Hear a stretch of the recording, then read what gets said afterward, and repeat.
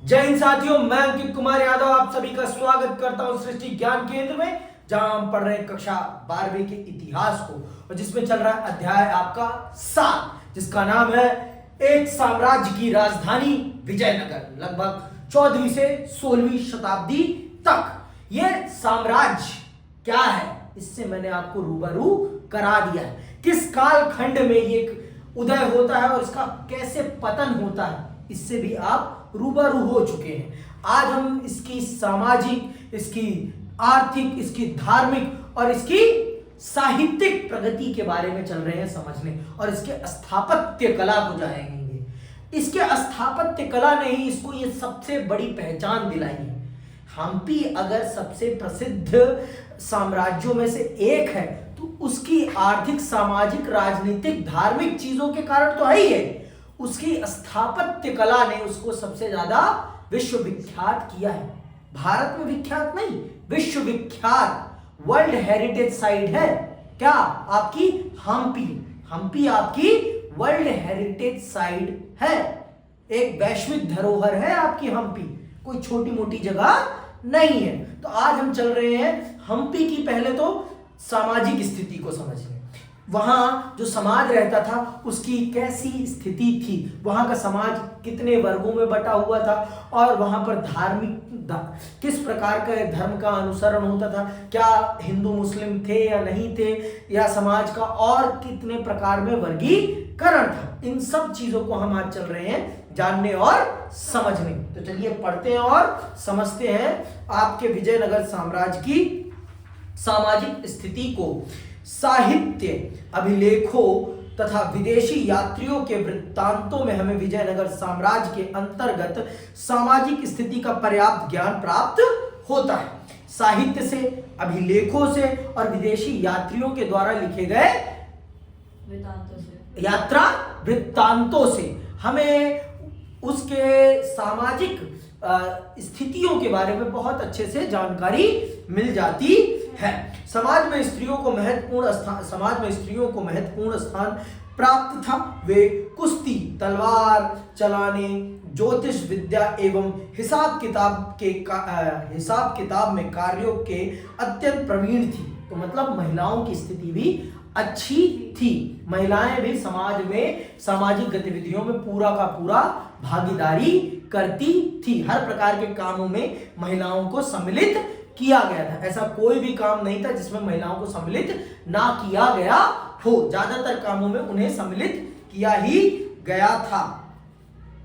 बहुपत्नी प्रथा समृद्ध वर्गों में प्रचलित थी तथा बाल विवाह सामान्य रूप से प्रचलित थे। वैश्यावृत्ति राज्य की ओर से मान्य थी। दास प्रथा भी विद्यमान थी, यद्यपि दासों के साथ कठोर व्यवहार नहीं किया जाता था। ठीक है, बहुपत्नी प्रथा थी। ठीक, बहुपत्नी प्रथा थी, वो भी प्रचलित थी। ठीक है, तो और दास प्रथा भी विद्यमान थी, लेकिन दासों के साथ कठोर बर्ताव नहीं किया जाता था। जैसे कि अफ्रीका, उनके हाथ में बेड़ियां बांध देना, उनको उनके पांव में बेड़ियां बांध देना, ऐसा वाला व्यवहार यहाँ पर नहीं किया जाता। उन्हें इंसान की तरह ही रखा जाता था। उन्हें अच्छा भोजन और जैसे कपड़े दिए जाने चाहिए वैसे कपड़े दिए जाते। अच्छा कपड़ा तो कोई नहीं देगा, अपने जैसा तो कोई नहीं देने वाला, लेकिन एक अच्छा डिसेंट जीवन दिया जाता था। नौकर वाला ही जीवन दिया जाता था, लेकिन डिसेंट नौकर वाला, कुत्तों वाला जीवन नहीं, इंसान को इंसान वाला जीवन दिया जाता था। अब आते हैं ब्राह्मण का सामाजिक एवं धार्मिक मामलों में ही नहीं, वह राजनीतिक एवं प्रशासनिक मामलों में भी महत्वपूर्ण स्थान था। खान पान के संबंध में ब्राह्मणों को छोड़कर सामान्य जनता पर कोई प्रतिबंध नहीं था। मांस भक्षण का प्रचलन था एवं उत्सवों पर विशाल पैमाने पर पशु काटे जाते थे। ब्राह्मणों को छोड़कर और किसी पर भी किसी भी प्रकार के भोजन की रोक टोक नहीं थी। ब्राह्मण सर्वोच्च थे, उनका सामाजिक स्तर भी बड़ा था और उनका प्रशासनिक और राजनीतिक हस्तक्षेप भी बहुत अधिक था। उनकी बात को काटा नहीं जाता था। खाने पीने में किसी भी प्रकार की कोई बंदिश नहीं थी, सिर्फ ब्राह्मणों पर ही खाने पीने की बंदिश थी, उसके अलावा किसी पर भी किसी भी प्रकार की कोई बंदिश नहीं थी। बड़े पैमाने पर मांस भक्षण किया जाता था आपके विजयनगर साम्राज्य में। ठीक है, आर्थिक स्थिति पर आते हैं। प्राप्त विवरणों के आधार पर कहा जा सकता है कि विजयनगर साम्राज्य में समाज समृद्ध था एवं जनता खुशहाल थी। विजयनगर साम्राज्य के शासक कृषि को प्रोत्साहन देते थे एवं सिंचाई के संबंध में दूरदर्शिता पूर्ण नीति अपनाते थे। कृषि के अतिरिक्त आंतरिक एवं विदेशी व्यापार दोनों ही होते थे। तो कृषि भी उन्नत थी क्योंकि कृषि के लिए सिंचाई की व्यवस्था बहुत ही सुदृढ़ बना रखी थी। किसने? विजयनगर के शासकों ने। पूरे के पूरे साम्राज्य में उन्होंने नहरों का जाल बिछा रखा था। हरिहर नाम की एक नहर थी जिसके माध्यम से पूरे के पूरे साम्राज्य में जल को प्रवाहित किया जाता था। एक कोने से दूसरे कोने तक जल प्रवाहित होता था। मतलब सिंचाई के लिए बहुत बेहतरीन व्यवस्था की गई थी विजयनगर साम्राज्य में। कृषि के साथ साथ विदेशी व्यापार और आंतरिक व्यापार भी बहुत उन्नत था। किसका? विजयनगर साम्राज्य का, क्योंकि नदी समुद्र के तट पर था। इस कारण से समुद्र तट भी था, नदी के किनारे भी था, जिस कारण से जल के माध्यम से यातायात सुलभ था और आराम से व्यापार आंतरिक भाग में भी होता था और विदेशी व्यापार को भी कंट्रोल करता था आपका विजयनगर साम्राज्य। ठीक है, आगे सुनिए। अब्दुल रज्जाक ने लिखा है कि साम्राज्य के 300 बंदरगाह थे। कितने बंदरगाह? 300 बंदरगाह थे, जिसमें कालीकट प्रमुख था। आर्थिक व्यवस्था में व्यापारियों एवं कारीगरों की श्रेणियों की भूमिका अत्यंत महत्वपूर्ण थी। ठीक है, मतलब एक साम्राज्य के पास 300 बंदरगाह के होने का मतलब क्या है? व्यापार बहुत ज्यादा उन्नत था। विदेशी व्यापार बहुत बड़े पैमाने पर किया जाता था और कालीकट उनका सबसे प्रमुख बंदरगाह था। कालीकट ही वो बंदरगाह है जहां से आपके देश में वास्को डिगामा ने एंट्री की थी। समझ में आई बात? याद है कि नहीं याद है? कहाँ याद होगा? ये सारी बातें कहाँ याद रहती है? ठीक है, धार्मिक स्थिति। अब आते हैं विजयनगर की धार्मिक स्थिति पर। विजयनगर के शासक उत्तरी भारत के अपने पूर्ववर्ती हिंदू शासकों के ही समान धार्मिक मामलों में पूर्णतः सहिष्णु थे। मतलब सभी धर्मों की इज्जत करते थे, किसी भी धर्म के साथ कोई बुरा बर्ताव नहीं करते थे। विजयनगर के शासक बहुत ही शालीनता से, बहुत ही प्रेम पूर्वक सभी धर्मों को अपने राज्य में रहने की अनुमति देते थे। किसी के साथ भी कोई धार्मिक भेदभाव नहीं किया जाता था। जैसे आज का भारत है वैसे ही विजयनगर साम्राज्य का भी भारत था, विजयनगर साम्राज्य का भी शासन था। हम आज भी किसी भी धर्म के साथ भेदभाव नहीं करते। हमारे देश में वो भावना नहीं है कि हम इस धर्म को छोटा और उस धर्म को बड़ा। नहीं, हमारे दृष्टिकोण में हर धर्म का एक उद्देश्य ईश्वर की प्राप्ति, और ईश्वर कभी छोटा और बड़ा नहीं होता। ईश्वर एक है और वो न बड़ा है न छोटा है। अगर आप ईश्वर की उपासना के तरीके के आधार पर किसी के धर्म को छोटा और बड़ा मान रहे, अर्थात आप ईश्वर को ही छोटा और बड़ा मान रहे हैं। आप इसका मतलब ईश्वर में विश्वास नहीं करते, आप अपनी विचारधारा में विश्वास करते हैं, आप ईश्वर में विश्वास नहीं करते। समझ में आई बात? तो ये हमें समझने की जरूरत है। ठीक है, अब आते हैं साहित्यिक प्रगति पर। ठीक है, अरे सॉरी, थोड़ा सा भी रह गया था। विजयनगर के शासक वैष्णव धर्म के अनुयायी थे और कहा जाता है कि शैव देवता विरूपाक्ष के नाम पर शासन करते थे। साहित्यिक प्रगति पे आते हैं। देखो, विजयनगर साम्राज्य में मैंने आपको बता ही दिया, हर तरीके से वो बैलेंस साम्राज्य था, इसीलिए उसे यहाँ पर पढ़ाया जा रहा है आपको सबसे अलग तरीके से। उसके ऊपर पूरा का पूरा एक अध्याय लिखा गया है, ऐसे ही नहीं लिखा गया है, बहुत बड़े कारणों के कारण उसे यहाँ पर आपके पाठ्यक्रम में सम्मिलित किया गया है। विजयनगर साम्राज्य कोई छोटा मोटा साम्राज्य नहीं है, और वो एक आप कह सकते हैं आदर्श साम्राज्य था। आदर्श मतलब सभी प्रकार से संपन्न, धार्मिक तौर पर, आर्थिक तौर पर, सामाजिक तौर पर, राजनीतिक तौर पर, सैन्य तौर पर, साहित्यिक तौर पर, हर प्रकार से उसमें बहुत ही अच्छी प्रगति थी। इसीलिए तो विजयनगर साम्राज्य को एक विशेष तरीके से पढ़ाया जा रहा है। बहुत सारे साम्राज्य हुए दक्षिण में, लेकिन उनको उतनी विस्तार पूर्वक आपको नहीं पढ़ाया गया, लेकिन विजयनगर साम्राज्य को पढ़ाया जा रहा है।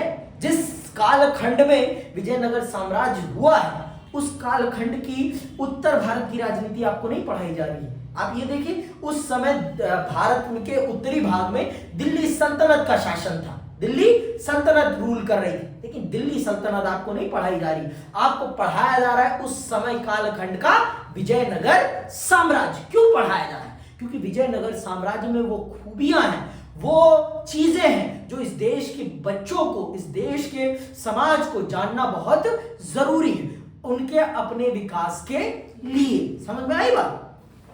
आगे सुनो आप लोग। विजयनगर साम्राज्य के शासकों ने साहित्य एवं कला के विकास में भी महत्वपूर्ण योगदान दिया।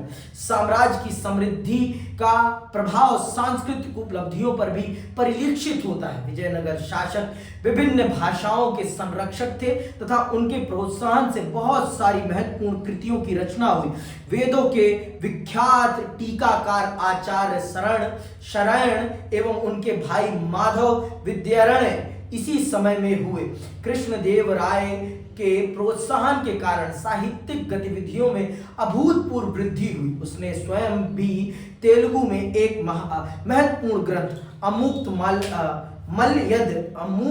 मलयद की रचना की। ये 1 नंबर का प्रश्न आता है कि आपके कृष्णदेव राय ने किस तेलुगु ग्रंथ को लिखा है? तो क्या है?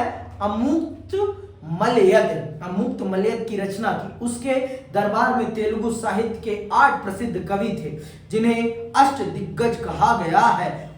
उसके दरबार का प्रसिद्ध कवि पेदंत था। कौन था? पेदंत था। किसके? कृष्णदेव राय के। समझ में आई बात?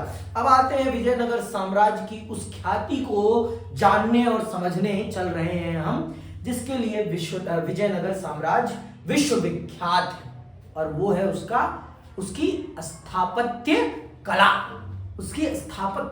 उसके भवनों के निर्माण की शैली, उसके भवनों के निर्माण के तरीका, वो ही उसको सबसे खूबसूरत, सबसे प्रभावी, सबसे आकर्षक बनाता है। इसीलिए तो दुनिया उसको देखने आज भी आती है। तो चलिए जानते हैं और समझते हैं विजयनगर साम्राज्य की स्थापत्य कला की विशेषताओं को, कि कौन सी वो विशेषताएं हैं जो विजयनगर साम्राज्य को पूरे भारत में या कहें पूरे विश्व में सबसे अद्भुत बना देती है। ऐसे ऐसे मंदिर है ना, मैं क्या बताऊं वर्षा और आप वंशिका, ऐसे ऐसे मंदिर हैं, आप देख लोगी ना आपकी आंखें चौंधिया जाएंगी। इतने सुंदर मंदिर और पत्थर पे ऐसी नक्काशी कि आज की आधुनिक मशीनें भी वैसी नक्काशी ना कर सके, इतनी सुंदर है। समझ में आई बात? आप उनके मंडपों को देखेंगी, मंदिरों के मंडप जो होते हैं उनको देख लेंगी ना, आंखें चौंधिया जाएंगी। अरे वाह, क्या बनाया है। वहां एक ऐसा भी मंदिर है जिसका पिलर भिन्न भिन्न प्रकार के आपके जो इंस्ट्रूमेंट्स होते हैं उनकी आवाज निकालता, और वो पिलर जमीन से लगा हुआ भी नहीं है। आपके पास 50 रुपए की नोट है? किसी के पास? देखो 50 रुपए की नोट निकालो और उस पे एक रथ की फोटो बनी हुई है। खोलो, पीछे देखो, ये रथ है ना, ये हम्पी का है। नीचे लिखा है, क्या लिखा है? हम्पी, है ना। ये रथ देखो और इसकी नक्काशी देखो, इसकी नक्काशी देखो। क्या आज के समय पर ऐसे रथ को बना पाना संभव है? कदापि संभव नहीं। आज इतनी आधुनिक मशीनें होने के बावजूद भी हम इतना सुंदर काम नहीं कर पा रहे हैं। तो आप ये देखिए कि उस समय के लोगों के अंदर कितनी डेडिकेशन थी अपने काम के प्रति, वो कितनी डेडिकेशन के साथ अपना काम अंजाम देते थे। और एक पत्थर पर ये पूरी की पूरी नक्काशी है। एक पत्थर पर, एक पहाड़ मतलब एक पत्थर था और उसी को काट कर ऐसी कार्विंग की गई है। आप सोचो खुद, कल्पना करो कि क्या आज संभव है? आज इतनी आधुनिक मशीनें हैं फिर भी ऐसा संभव नहीं है, ऐसा संभव नहीं है। तो क्यों ना इसको विश्व धरोहर माना जाए? विश्व धरोहर लायक है ये। आप कभी मौका मिले तो दक्षिण भारत की यात्रा जरूर करना, क्योंकि दक्षिण भारत आप जाएंगे तो आप भारत के ऐसी स्थापत्य कला से अवगत होंगे जिसको आपने कभी देखा नहीं।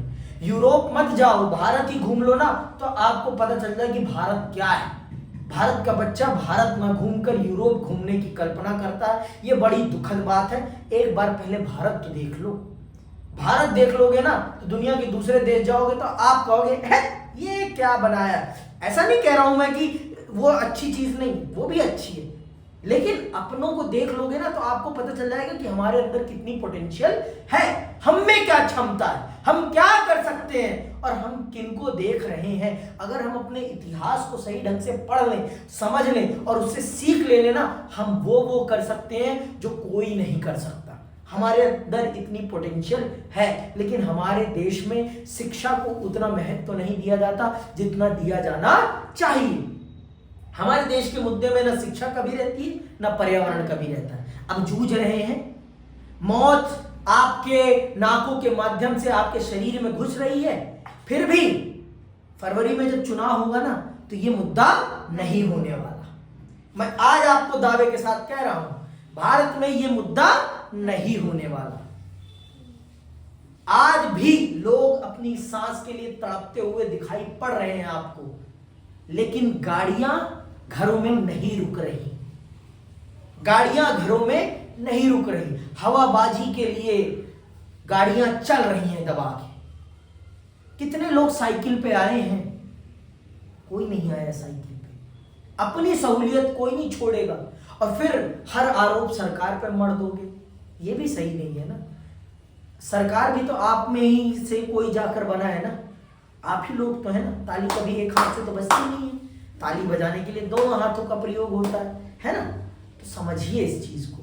तो आइए विजयनगर पे लौटते हैं फिर से, अब पढ़ते हैं विजयनगर की स्थापत्य कला को।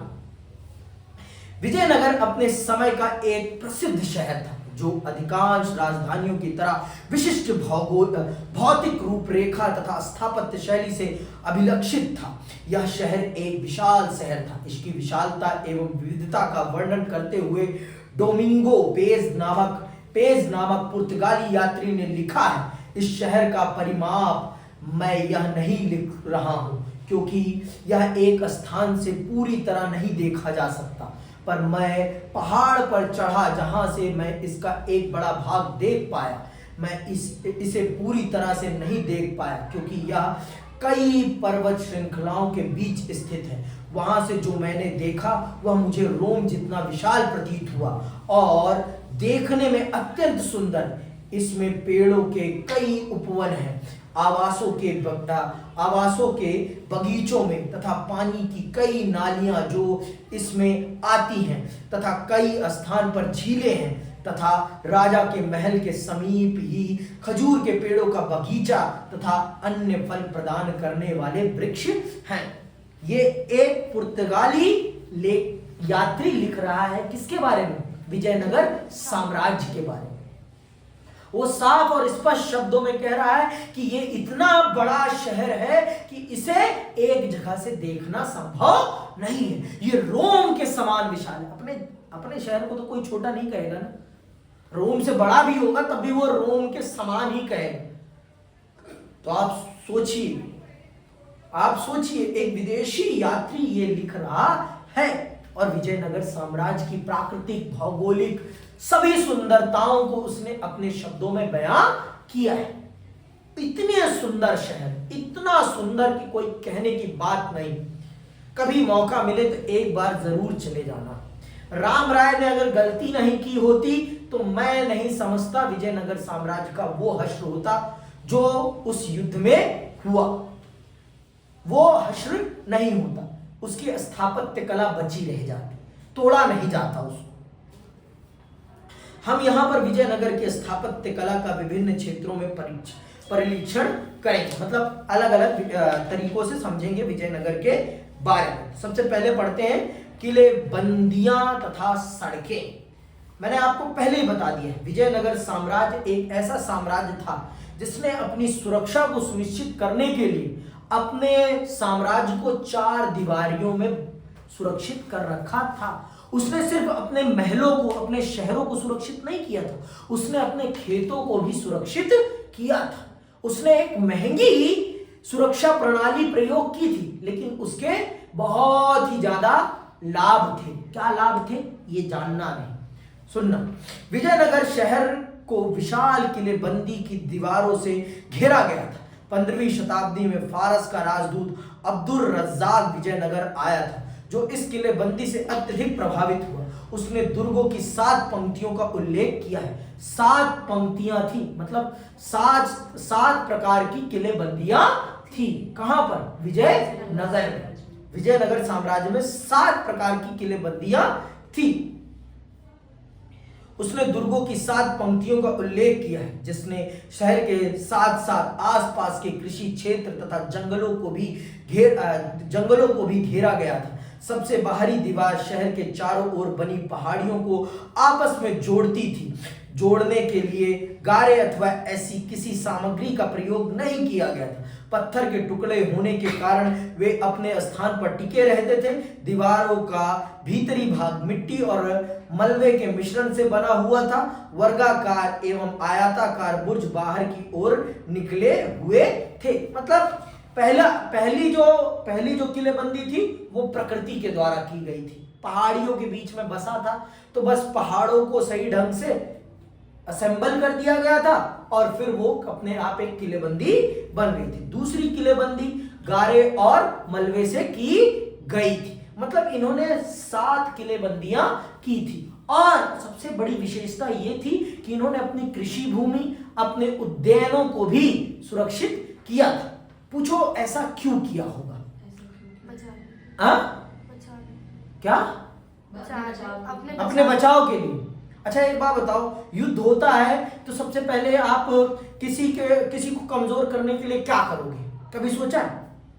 युद्ध होगा, मान लो आप किसी के देश पर लड़ाई करने जाओगे, तो सबसे पहले आप उस देश का क्या बर्बाद करना चाहोगे? है ना, यही सारी चीजें। कृषि भूमि नहीं बर्बाद करना चाहोगे, फसलें बर्बाद नहीं करना चाहोगे। बर्बाद करना चाहोगे फसलें की नहीं बर्बाद करना चाहोगे? क्यों? क्या सीधे सीधे बोलो ना, फसलें क्यों बर्बाद करोगे? ताकि वहाँ का खान-पान लोगों को भोजन न मिल जाए। बस अब ये बात करी ना भैया, ये नहीं भरा रहेगा तो लड़ाई कैसे कर लोगे? और लड़ाई कभी एक दिन भी चलती है, कभी एक महीने भी चलती है, कभी एक हफ्ते भी चलती है, कभी एक साल भी चल जाती है। तो इतना तो खाना स्टोर नहीं हो सकता ना किसी के पास। और युद्ध में खाना बड़े पैमाने पर प्रयोग होता है। समझ में आई बात? तो अगर खेत सुरक्षित रहेंगे तो क्या होगा? खाने की समस्या कभी झेलनी नहीं पड़ेगी और विरोधी सेना को खाने की समस्या झेलनी पड़ जाएगी। कितना आप खाना लेके आओगे अपने क्षेत्र से? कितना लेके आ पाओगे? खुद सोचो आप कितना लाओगे। तो विजयनगर साम्राज्य ने एक महंगे किलेबंदी की व्यवस्था के माध्यम से एक बहुत ही दूरदर्शी प्लान अपने दिमाग में बना रखा था। और ये उनकी दूरदर्शिता को दिखाता है, ये उनकी युद्ध कौशल को दिखाता है, ये उनके सैन्य नीति को दिखाता है कि उनके अंदर कितनी कुशलता थी, कितनी नीति परकता थी और वो कितने दूरदर्शी थे। ये उनकी इन सब बातों को बहुत विस्तार से हमें समझाता है। तो आप खुद सोचो आप कि उन्होंने एक छोटा सा खर्चा करके एक बहुत बड़ी चीज को सुरक्षित कर लिया था। युद्ध में सबसे बड़ी चीज क्या है? भोजन। आपकी सेना का पेट भरा रहेगा तो आपकी सेना का मोराल टाइट रहेगा, मोराल कभी डाउन नहीं होगा। भैया युद्ध भी खाली पेट नहीं लड़ा जा सकता, क्योंकि युद्ध में बहुत ज्यादा लगती है एनर्जी। और वो एनर्जी कहां से आएगी? वो एनर्जी खाने से आएगी। और जब खाने से पेट भरा रहेगा तो फिर दुश्मन के छक्के छुड़ाने में सेना कभी कमजोर नहीं पड़ेगी। तो थोड़ा बहुत आप लोग भी सोचा करें, और इस पर प्रश्न आता है, इस पर प्रश्न आता है, ठीक है।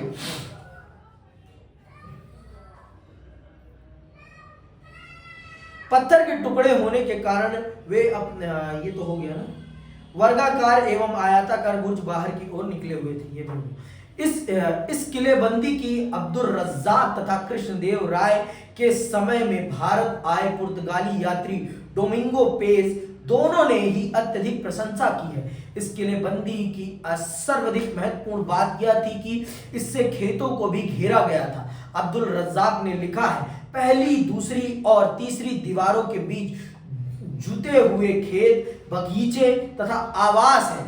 पेज ने भी लिखा है, इस पहली परिधि से बाहर से शहर में प्रवेश करने तक की दूरी बहुत है, जिसमें खेत है जहां वे धान उगाते हैं और कई उद्यान हैं और बहुत जल जो 2 झीलों से लाया जाता है। इन कथनों की सत्यता की पुष्टि अत्यधिक पुरातत्वविदों द्वारा की गई है, जिन्होंने धार्मिक केंद्र तथा नगरीय केंद्र के बीच एक कृषि क्षेत्र के साक्ष्य खोज निकाले हैं। इस बात की भी पुष्टि होती है कि यह क्षेत्र एक व्यापक नहर प्रणाली के माध्यम से सींचा जाता था, जिसमें तुंगभद्रा नदी से जल लाया जाता था। तो ये नदी, ये जो नहर थी, ये हरिहर नहर थी। इसका नाम क्या था? हरिहर नहर। और ये कौन सी नदी से पानी लेके आ रही थी? तुंगभद्रा नदी से, ठीक है।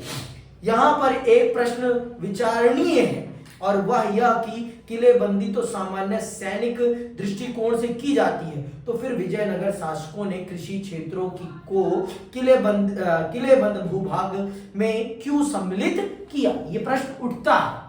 तो क्यों किया, मैंने आपको उत्तर दे दिया है, वो पढ़ देता हूं मैं।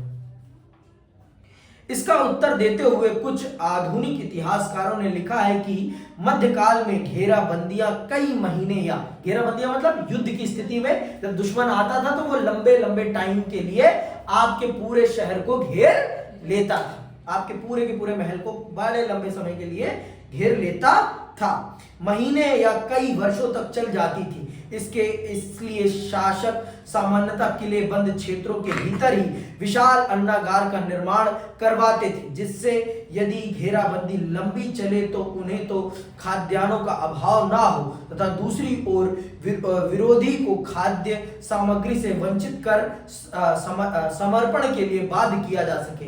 एक विद्वान ने लिखा है, विजयनगर के शासकों ने पूरी कृषि भूभाग को बचाने के लिए एक अत्यधिक महंगी तथा व्यापक नीति को अपनाया।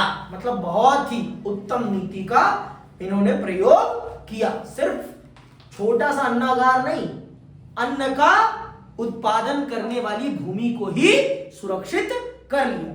लड़ो जितने दिन लड़ना है, 10 साल लड़ो, 20 साल लड़ो, हमारे पास अनाज की कमी नहीं होने वाली, क्योंकि हमने अन्न बनाने वाली धरती को ही सुरक्षित कर रखा है। तो लड़ो जितने दिन लड़ सकते हो। इकोनॉमिकली महंगी थी, लेकिन आप अगर एक दूरदर्शी नेता हैं, एक दूरदर्शी सैनिक हैं और एक दूरदर्शी प्रशासक हैं, उसके दृष्टिकोण से देखेंगे और इकोनॉमिक दृष्टिकोण से भी देखेंगे, तो ये कहीं से भी महंगी नहीं थी। अगर आप लॉन्ग पर्सपेक्टिव में सोचेंगे तो, आप छोटे समय के दृष्टिकोण से देखेंगे तो बहुत ही महंगी थी, लेकिन अगर आप एक लंबे दृष्टिकोण से, एक बहुत ही लार्ज स्केल से देख रहे हैं, तो ये महंगी कदापि नहीं थी, बहुत ही सस्ती थी, ठीक है। दूसरी किलेबंदी नगरीय क्षेत्र के आंतरिक भाग के चारों ओर बनी हुई थी तथा तीसरी से शासकीय केंद्रों को घेरा गया था। इसमें महत्वपूर्ण इमारतों के कई समूह थे, जिनको अपनी ऊंची दीवारों से घेरा गया था। दुर्ग में प्रवेश के लिए बने हुए प्रवेश द्वार शहर को मुख्य सड़क से जोड़ते थे। ये बहुत अच्छी तरह से सुरक्षित थे। प्रवेश द्वार विशिष्ट स्थापत्य के नमूने थे तथा उनको देखकर अंदर बनी स्थापत्य की कृतियों के विषय में पर्याप्त जानकारी हो जाती थी। किलेबंद बस्ती में जाने के लिए बने प्रवेश द्वार पर बने मेहराब तथा द्वार के ऊपर बनी गुंबद उस स्थापत्य के प्रतिनिधि माने जा सकते हैं जिसकी शुरुआत दिल्ली सल्तनत के तुर्की सुल्तानों ने की। इसमें इस्लामी कला के मूलभूत तत्वों के साथ विभिन्न क्षेत्रों की स्थानीय स्थापत्य की परंपराओं का मिश्रण भी दिखलाई पड़ जाता है। इसीलिए किलाविदों एवं कला इतिहासकारों ने स्थापत्य की इस शैली को इंडो इस्लामिक कहकर पुकारा है। मतलब जब आप अंदर के शहर में आते हैं तो बड़े बड़े जब दुर्ग देखते हैं, दुर्ग मतलब प्रवेश द्वार, तो आपकी आंखें चौंधिया जाती हैं। अरे राम, इतना सुंदर भी हो सकता है, इतना सुंदर भी हो सकता है दरवाजा, आप चौंधरिया जाते हैं। और इनका निर्माण, इन सभी दुर्गों का निर्माण इंडो इस्लामिक शैली में किया गया है। जिस स्थापत्य कला में इनका निर्माण हुआ है उस स्थापत्य कला को क्या कहा जाता है? इंडो इस्लामिक शैली। क्या कहते हैं? इंडो इस्लामिक शैली। ठीक है, ये याद रखना है, नहीं कहीं भूल जाओ, भूलना नहीं है बच्चों। शहर के अंदर तथा वहां से बाहर जाने के लिए सड़कों का निर्माण किया गया था। सड़कें सामान्यतः पहाड़ी भूभाग से बचकर घाटियों से होकर ही इधर उधर घूमती थी। सबसे महत्वपूर्ण सड़क से कई मंदिर के प्रवेश द्वारों से आगे बढ़ गई थी और इनके दोनों ओर बाजार थे और सड़क भी एकदम स्ट्रेट थी, स्ट्रेट राजा के महल तक जाती थी और अगल बगल बाजार बने हुए थे, मंदिरों के बीच से जाती हुई सड़क। अब आते हैं शहरी केंद्र पर। शहरी केंद्र, ठीक है, शहरी केंद्र को भी जान लेते हैं और समझ लेते हैं। शहरी केंद्र की ओर जाने वाली सड़कों पर सामान्य लोगों के आवासों के अपेक्षाकृत कम पुरातात्विक साक्ष्य है। सामान्य लोगों के आवास यद्यपि अब अस्थायित्व में नहीं है, परंतु उनका वर्णन 16वीं शताब्दी के पुर्तगाली यात्री बरबोसा ने कुछ इस प्रकार किया है। लोगों के अन्य आवास छप्पर के हैं पर फिर भी सुदृढ़ हैं और व्यवसाय के आधार पर कई खुले स्थानों वाली लंबी गलियों में व्यवस्थित है। पुरातत्वविदों को शहरी केंद्र के उत्तर पूर्वी कोने में परिष्कृत चीनी मिट्टी प्राप्त हुई है, जिसको देखकर उन्होंने यह अनुमान लगाया है कि इन स्थानों में अमीर व्यापारी रहते थे। मुस्लिम रिहायशी मोहल्लों में स्थित मकबरों तथा मस्जिदों के विशिष्ट कार्य हैं, परंतु उल्लेखनीय है कि उनका स्थापत्य हम्पी में मिले मंदिरों के मंडपों के स्थापत्य से मिलता जुलता था। और स्वाभाविक है भाई, यहाँ के मैं आपको क्या बता रहा हूं, भारत का मुसलमान भारतीय ही है, वो हिंदू ही है, उसने बस दूसरे धर्म के विचार को एक्सेप्ट कर लिया है। जबरदस्ती एक्सेप्ट किया है या खुद एक्सेप्ट किया है, इस पर मैं नहीं जा रहा, लेकिन हाँ तो देखो भाई, कुछ बदल नहीं सकता। अब अरब का मुसलमान और भारत के मुसलमान में जमीन और आसमान का फर्क है। वहां के मुसलमान का खाना पीना रहन सहन सब अलग है और यहाँ के मुसलमान का खाना पीना रहन सहन सब अलग है। कश्मीर के मुसलमान और वहाँ दुबई के मुसलमान में जमीन और आसमान का फर्क है। उसने कभी वुलन कपड़े नहीं पहने होंगे, लेकिन वहाँ तो वुलन कपड़े पहने जा रहे हैं ना। वहाँ की मस्जिदों के स्ट्रक्चर आप देखोगे तो वो वहाँ की भौगोलिक परिस्थितियों के हिसाब से। तो भारत का जो हम्पी में रहने वाला मुसलमान होगा, उसकी मस्जिदें भी हम्पी जैसी ही होंगी, स्वाभाविक सी बात है, अलग तो नहीं हो सकती ना। जहां जैसी स्थिति, जहां जैसी परिस्थिति, वहां वैसे ही आपको रहना पड़ेगा। अब भैया आप कश्मीर में जाकर निवस्त्र तो नहीं घूम सकते ना, रह लो एक दिन, आपको पता चल जाएगा, आपका शरीर बता देगा कि आप कौन है। फिर वहां पानी में हाथ डालने में भी ना 10 बार सोचना पड़ता है ना। वहां इंसान जाने में भी कतराता है कि नहीं जाना, धोना पड़ेगा है ना। इतना डर लगता है, इतना ठंडा होता है पानी वहां पे, समझ में, हाथ डाला नहीं, हाथ फ्रीज, ऐसा है वहां का पानी। तो इंसान वहां पर निवस्त्र तो घूमने की कल्पना कर ही नहीं सकता। कर लो, आपको पता चल जाएगा। तो यही मैं समझा रहा हूं आपको कि जहां जैसी परिस्थिति होती है, जहां जैसी स्थिति होती है, जहां के लोगों का जो कल्चर होता है वो वैसे ही रहते हैं। कहीं देखो, भारत में जो लोग हैं वो कहीं और से तो नहीं आए हैं ना, वो यहीं के लोग हैं। उन्होंने किन्हीं कारणों के कारण अपना धर्म परिवर्तित कर लिया, उन्होंने अपनी धार्मिक विचारधारा को बदल लिया बस। लेकिन कल्चर तो वही रहेगा ना, खाना तो वही खाओगे ना, कुछ अलग तो खाने वाले नहीं हो। ठीक है, मांस मछली तो सभी खाते हैं भारत में, वो कोई बड़ी बात नहीं है। थोड़ा बहुत बदलता है, सब कुछ कदापि नहीं बदलता। समझ में आई बात? आगे सुनो, कहां तक आ गए थे? ठीक है, अवशेषों के अवलोकन से इस बात के संकेत मिलते हैं कि इस पूरे क्षेत्र में बहुत से पूजा स्थल एवं छोटे मंदिर रहे होंगे जिनका संरक्षण विभिन्न समुदायों द्वारा किया जाता होगा। इनसे उस समय के विविध प्रकार के समुदायों के प्रचलन का भी संकेत मिलता है। सर्वेक्षणों से इस बात का भी आभास होता है कि कुएं, बरसात के पानी वाले जलाशय तथा मंदिरों के जलाशय आदि संभवतः सामान्य नगर निवासियों के लिए पानी के स्रोत का कार्य करते थे। मतलब पूरा का पूरा नगर बहुत ही सुख सुविधाओं से भरा पड़ा था और सब प्रकार की चीजों का इस्तेमाल करते थे, कोई किसी प्रकार की रोक टोक नहीं थी, जो हमें अवशेषों से पता चलता है, जो हमने वहां पर खुदाई करी है और जो अवशेष मिले हैं उनके आधार पर यहाँ पर ये बात कही जा रही है। क्योंकि राम राय के उस गलती के कारण पूरे के पूरे विजयनगर साम्राज्य को गोलकुंडा, बीजापुर, अहमदनगर की सेना ने बर्बाद कर दिया था। ठीक है, राजकीय केंद्र, जहां राजा रहता था वो राजकीय केंद्र होता था। ठीक है, राजकीय केंद्र बस्ती के दक्षिण पश्चिम भाग में स्थित था। यह कहलाता तो राजकीय केंद्र था, परंतु इसमें 60 से भी अधिक मंदिर थे। इसके आधार पर विद्वानों ने यह निष्कर्ष निकाला है कि शासकों को इन मंदिरों और संप्रदायों को प्रश्य देने के माध्यम से अपनी सत्ता को न केवल स्थापित करने व उसे वैधता एवं अस्थायित्व प्रदान करने में भी सहायता मिलती होगी। अवशेषों से मिली लगभग 30 संरचनाओं को विद्वानों ने महल माना है। चूंकि ये अपेक्षाकृत बड़ी संरचनाएं हैं, इसीलिए यह विचार किया जाता है कि इनका संबंध अनुष्ठान संबंधी कार्यों से नहीं रहा होगा। मतलब आप ये मान लीजिए, कहने के लिए ये राजकीय केंद्र था, लेकिन इसमें 60 से भी अधिक मंदिर थे। मंदिर देखो, उस समय की ये सोच थी कि अगर जनता को आप ये यकीन दिलाने में कामयाब हो जाते हैं कि मैं जो राजा हूं आपका, मुझे भगवान ने चुना है आप पर शासन करने के लिए, तो जनता आपका कभी विरोध नहीं करती थी। जनता आपका विरोध नहीं करती। तो राजा ये प्रयास करता था कि लोगों की धार्मिक भावना को वो अपने तरफ आकर्षित कर सके, अपने प्रति समर्पित कर सके, जिससे कि उसे कभी किसी भी प्रकार के विरोध का सामना ना करना पड़े।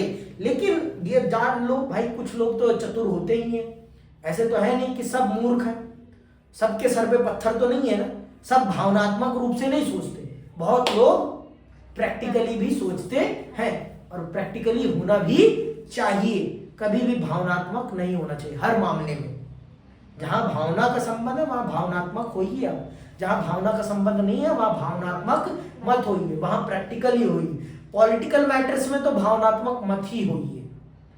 पॉलिटिशियंस कभी भी भावनात्मक नहीं होते, वो हमेशा प्रैक्टिकल होते हैं। वो आपको भावनात्मक रूप से अपने से जोड़ने की कोशिश करते हैं, खुद कभी भावनात्मक रूप से आपसे नहीं जुड़ते। समझ में आई बात?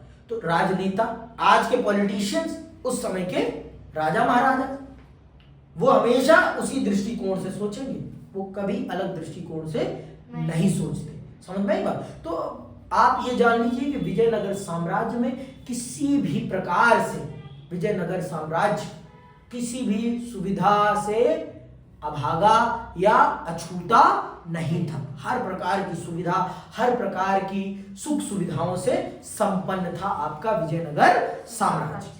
अब अगली क्लास में हम महानवी डिब्बे को समझेंगे, और ये महानवी डिब्बा क्या है, इसकी क्या विशेषता है और इसका किस प्रकार से प्रयोग होता था विजयनगर साम्राज्य में, इसको हम बहुत विस्तार से समझेंगे, क्योंकि ये आपके पेपर का एक बहुत बड़ा प्रश्न बनता है। इसीलिए आज की क्लास यहीं मैं समाप्त करता हूं और मैं आप सबसे विदा लेता हूं। जय हिंद, जय भारत।